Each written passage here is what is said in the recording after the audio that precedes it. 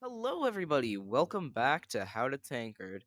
And today you might notice something's a little off, and that would be that Zero's not here. Yeah, he was busy with something, but never worry.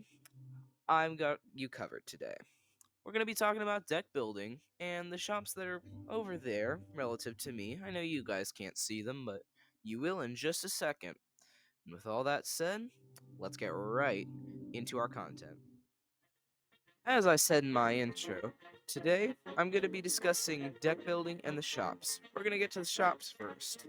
Now, right here, you can see a little thing called Core Booster Pack. It gives you a random assortment of 6 cards from all across the game at the price of 200 gold. You get gold from winning battles, as you've probably seen in some of our other videos, we get gold at the end. So, mine's a little bugged, but I'll still manage to show you what I got. So if I open this, it's purple. That's pretty good. Now, up here, you can see the cards I get.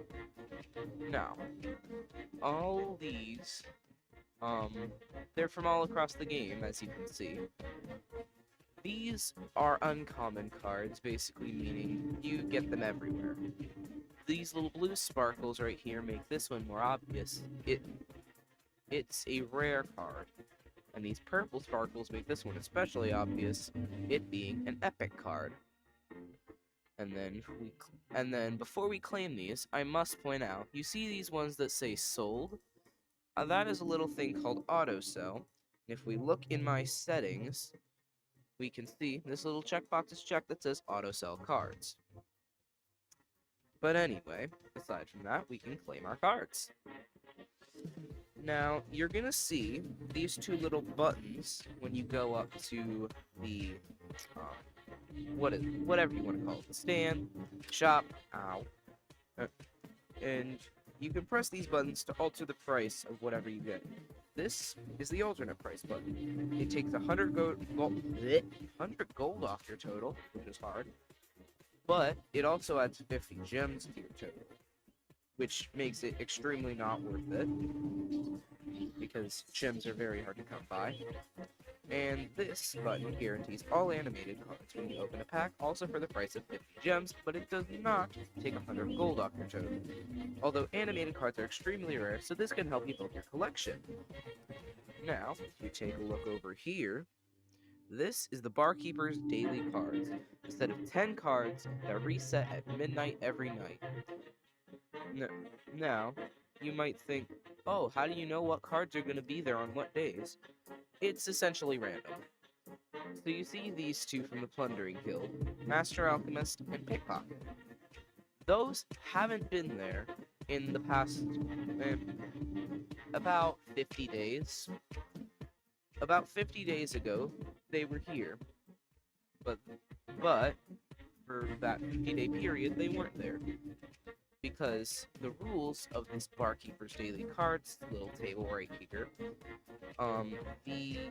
it has to shuffle through the entire faction before it can do one of the same card again. So the cards you see here, they won't be here for long. Now, you can see their varying prices, some being as low as 50 coins or 25 gems, or being as high as 400 gold and 200 gems for Mr. Sir Larenty, or the Legendary right here. He's a Master card, but we already went over Masters. Now that you understand the shops, it's time to put those cards to good use.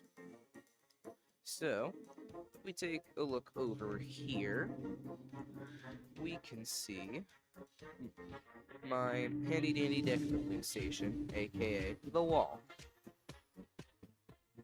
Now, I'm just gonna center you guys for a moment, but, you may be wondering, oh, Kaposi, how do you even start building a deck? I can't even get to my decks menu or do anything. It's quite simple. To start, you're gonna want to pull out your book. You do that by putting your hand over your shoulder, and just gripping and pulling it out, like that. gonna set that right down here, just so you guys can easily see that. Now, my deck menu is up here, but say you already have a deck, it'll look something like this. Now, you might get a bit overwhelmed by all the information you can see right here. Give me a moment. But it's really not all that complicated. It's, as Mumbo Jumbo would say, it's quite simple, really. You can see the amount of cards you have in your deck, right here. That's a maximum of 40. Right now I have 40 cards because this is a complete deck, but we all know that this is a complete deck. This is for demonstration purposes, of course. You can see the amount of Plundering Guild cards I have, which is my primary faction, which you select at the beginning of the deck making process. That is 27. My secondary faction, Augur Order, has a total of 8 cards from it. Now, and you also see this third line labeled neutral. That is the amount of neutral cards you have in your deck. That is a total of 5.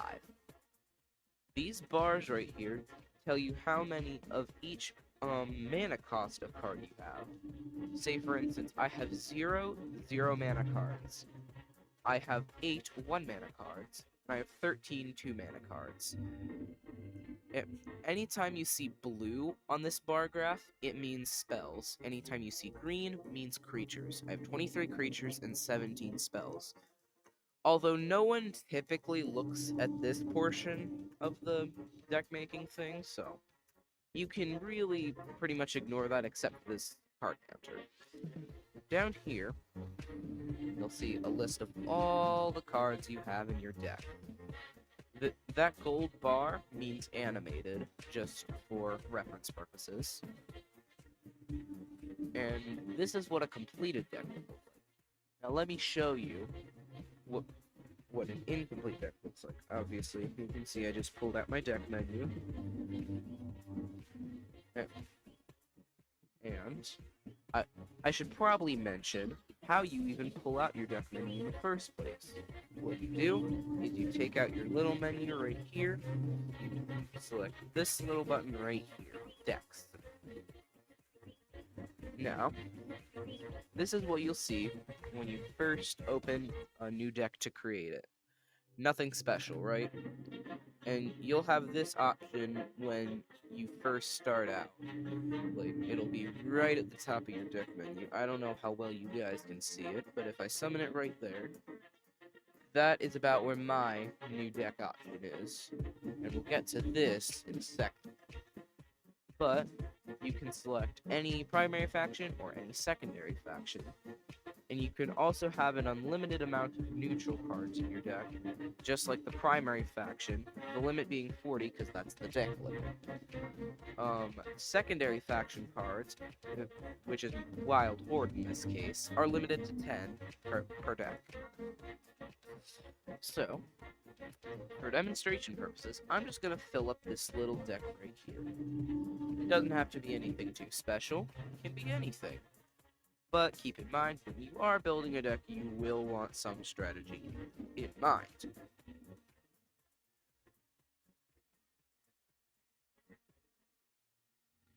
Now, as we're filling this deck up, you will want to get yourself some strategies before you start building a deck. Like, you want to know what you're going for, but that's not what we're doing for a demonstration.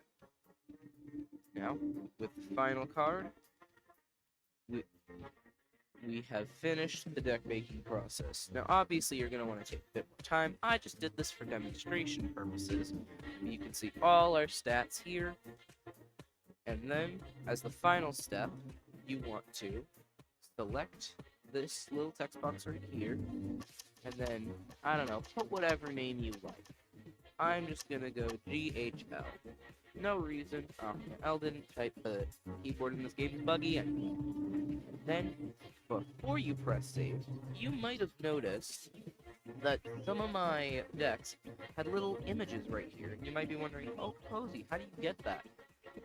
One, how you do it is you take your finger, point at a card like this, and then hold down your trigger, and that'll put the image of that card right there on the deck box. It works extremely well with animated cards, and it looks really nice. And once you're done with all that, and you're happy with your deck, press save to send it back to your decks menu. And then, the next time you open it, watch this. It'll be right there, waiting for you. Now it's time I taught you about draft. That other option I was hinting at, draft a deck, is right here. When we grab it, you can see our book will change just a little bit to teach you about draft mode. Now let me read this out for you guys. Ready for a challenge, adventurer? Draft mode will test your ability to build a deck beyond normal limitations with randomly plundered cards. You can challenge another adventurer to a draft versus draft battle, where the victor unlocks epic rewards. The more you win, the better your rewards become, but after 10 battles, your deck is returned to the void. Best of luck. Now, as you can see right here, these colors represent the rarity of the card you'll get for your reward, and this frame right here represents will it be unanimated or animated. And there's two tiers of drafting you can select. Either the normal tier, which gives you the same rarity as rewards as the premium tier, with less animated, or you can select the premium tier, which gives you all animated rewards. That's basically the only thing different. And it also gives you animated cards in your deck, so keep that in mind. We're going to select normal mode for this. Now, you can read these instructions to yourself, but I kind of already explained it. So, you're going to want to choose your primary faction. It gives you one of two. We'll be back after a brief intermission.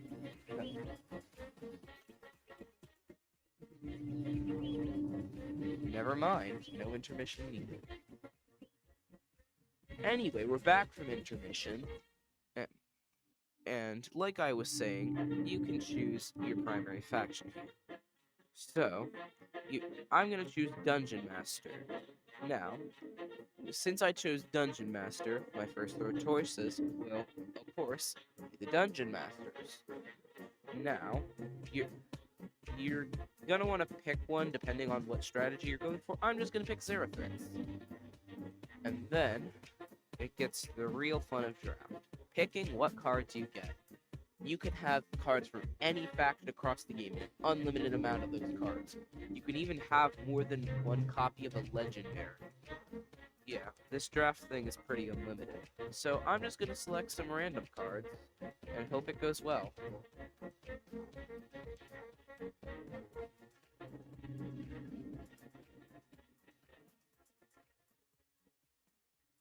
I'm not even processing what I'm getting right now, honestly. Now that I have 40 cards, excuse me, you'll see your little rewards map right here.